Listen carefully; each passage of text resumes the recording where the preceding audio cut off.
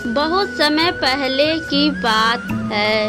एक बहुत ही सुंदर जंगल था जिसमें गुनगुनी चिड़िया और अन्य पक्षी अपने परिवार के साथ रहते थे। उसी जंगल में एक कौओं का परिवार रहता था जो बहुत ही दुष्ट था। आम ले लो, अनार ले लो, ताजे ताजे मीठे मीठे फल ले लो जो खाने में बहुत ही स्वादिष्ट है। ताजे ताजे फल ले लो। ऐसे ही आवाज में कालू कौवा अपने फल बेच रहा था। तभी वहाँ पर गरीब बूढ़ी उल्लू आती है। कालू कालू बेटा, मुझे 1 किलो आम दे दो।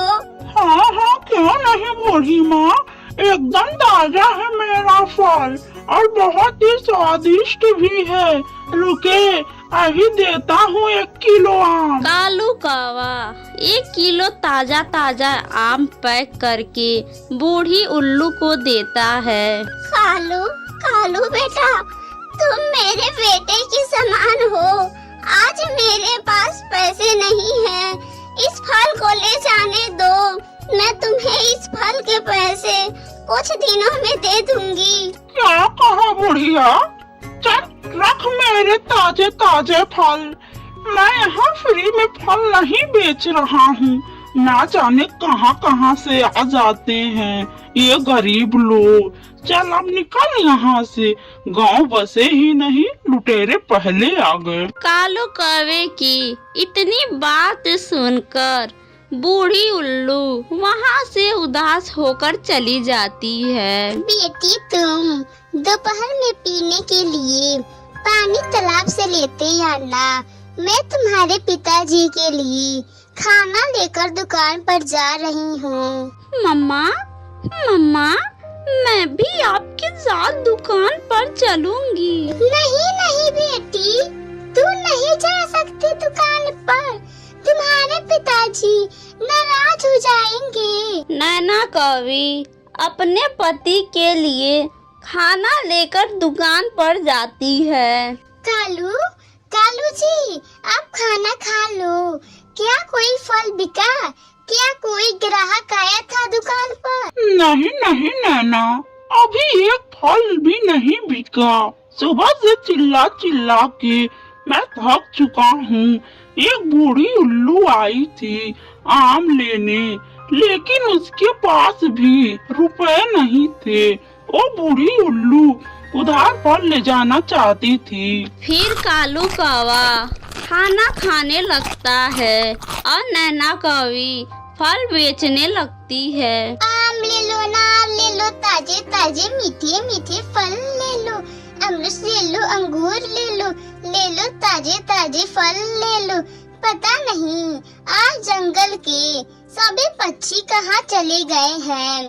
फल बेचने के चक्कर में बोल बोल कर मेरा मुंह दर्द करने लगा। अरे अरे कबूतर भाई, रुको, मेरी बात सुनो। उड़ता हुआ कबूतर नैना कौवी की आवाज सुनकर नैना कौवी के पास आता है। मुझे बुलाया है क्या तुमने नैना? क्या बात है, मुझे क्यों बुलाया है तुमने? हाँ हाँ कबूतर भाई, मेरे दुकान पर बहुत ही ताजा व मीठे फल हैं। देखो देखो, आम कितना ताजा है। फल ले जाओ मेरी दुकान से ताजे ताजे। लाओ तो तुम्हारा एक फल चख कर तो देखूं कि कितना ताजा और कितना मीठा है। फिर कबूतर नैना कौवी से एक आम लेकर खा लेता है। वाह वाह, तुम्हारा फल सच में बहुत स्वादिष्ट है, लेकिन थोड़े कम मीठे हैं। कबूतर भाई, तो क्या आम थोड़े कम मीठे हैं क्या? लेकिन ताजे तो हैं। अच्छा ये सब छोड़ो, बोलो तुमको कितना फल चाहिए? नहीं नहीं नैना, मेरे लिए फल मत पैक करना, क्योंकि मेरे पास पैसे नहीं हैं। मैं कल ले जाऊंगा फल। ऐसा कहकर जैसे ही कबूतर उड़ने वाला होता है। कबूतर, अरे अरे कबूतर, कहाँ चल दिए? मेरे पैसे तो देते जाओ जो तुमने मेरे ताजे ताजे फल खाए हैं। कौन पैसे? किस फल के पैसे? तुमने मुझे खुद आवाज देकर बुलाया था। मैं तो जा रहा था, तुम्ही ने मुझे बुलाकर फल चखने के लिए दिया था जिससे तुम्हारा फल बिक सके। तू देगा पैसे तो तेरा बाप का बाप भी देगा। मैं तुमसे पैसे लिए बिना यहाँ से नहीं जाने दूंगी। नैना क्या हुआ? इसने फल खा लिया तो जाने दो इसे। क्यों बेमतलब की लड़ाई कर रही हो? तू चुप कर जा कालू, नहीं तो मैं तेरी पिटाई करूंगी। और तू कबूतर, चल निकाल मेरे पैसे। चिड़िया चिड़िया मेरी मदद करो, मुझे इस काली कलौटी से बचा लो। कबूतर कबूतर क्या हुआ? तुम क्यों डरे हुए हो? नैना नैना तू क्यों झगड़ा कर रही हो इस बेचारे कबूतर से? जब तक कबूतर का बच्चा मेरे पैसे नहीं देगा तब तक मैं इसे नहीं जाने दूंगी। चिड़िया चिड़िया इस काली कौवी ने मुझे खुद आवाज देकर बुलाई थी और खुद फल चखने के लिए दिया था। आज मेरी ही बुरी किस्मत थी, मैं तो अपने काम से जा रहा था। क्या कहा कबूतर? इसका मतलब तू मेरे फल का पैसा नहीं देगा? इतना कहकर नैना कवि कबूतर पर हमला करके उसे बहुत बुरी तरह घायल कर देती है और कबूतर का पूरा शरीर खून से लथपथ हो जाता है, जिसे देखकर नैना और कालू कौवा बहुत ही ज्यादा घबरा जाते हैं। हाय मैं मर गया, मैं तो मर गया। इस नैना की बच्ची ने मेरी जान ले ली। एक फल के वजह से इसने मेरी जान लेने की कोशिश की। हाय मर गया, मैं तो मर गया। गुनगुनी चिड़िया कबूतर को घायल देखकर रिक्शा लाती है और जल्दी जल्दी रिक्शे में बैठाकर कबूतर को उसके घर छोड़ देती है। सुनो नैना, अपने गुस्से पर काबू किया करो। हर कोई तेरा पति नहीं जो तेरा गुस्सा झेल लेगा।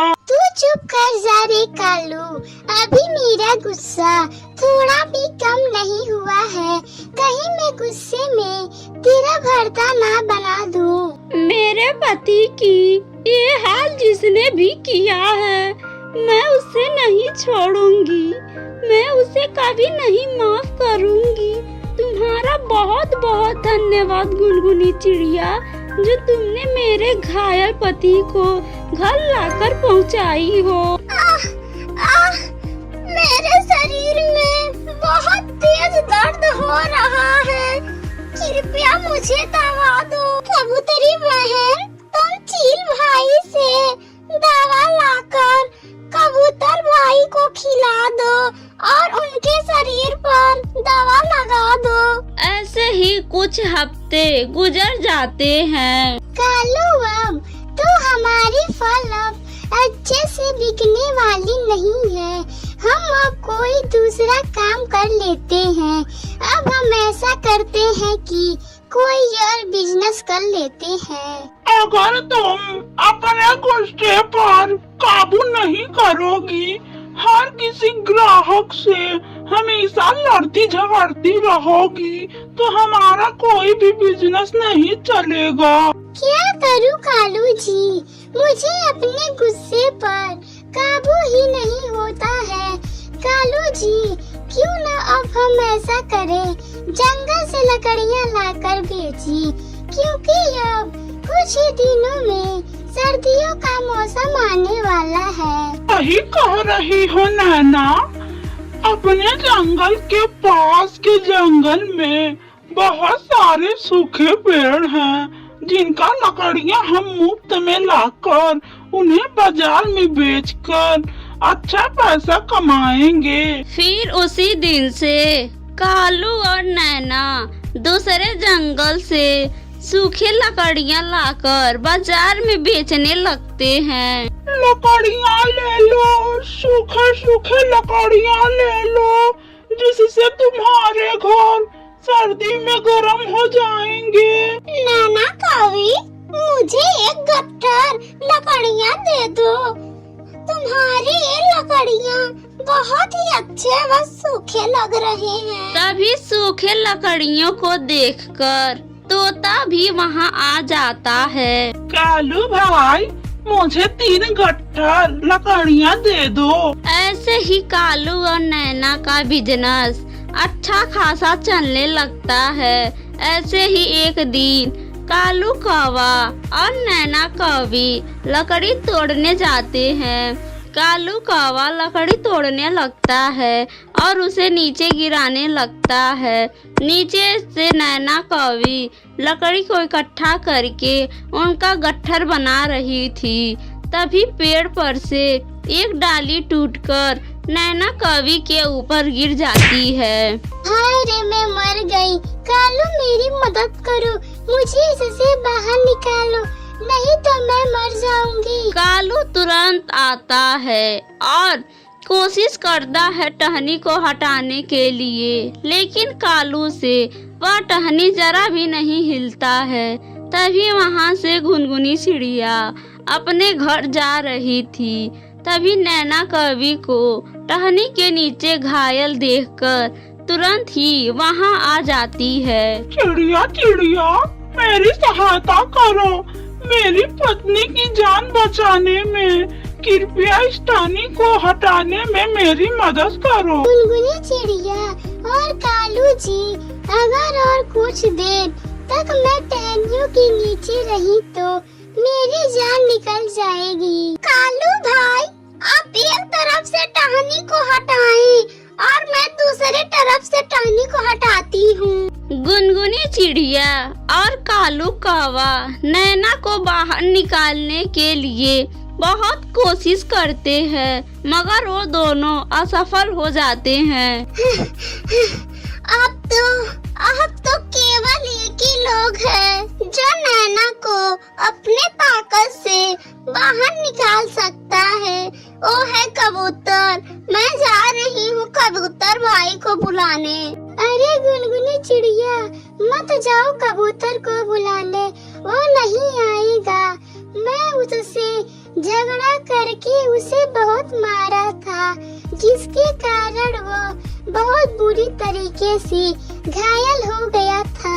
आप झेलो नैना, मैंने तुमको बहुत समझाया था कि बेमतलब किसी से लड़ाई नहीं करते, सबसे मिलजुल के रहते हैं। तुम दोनों परेशान ना हो, कबूतर भाई बहुत ही साफ दिल के हैं, वो जरूर आएंगे।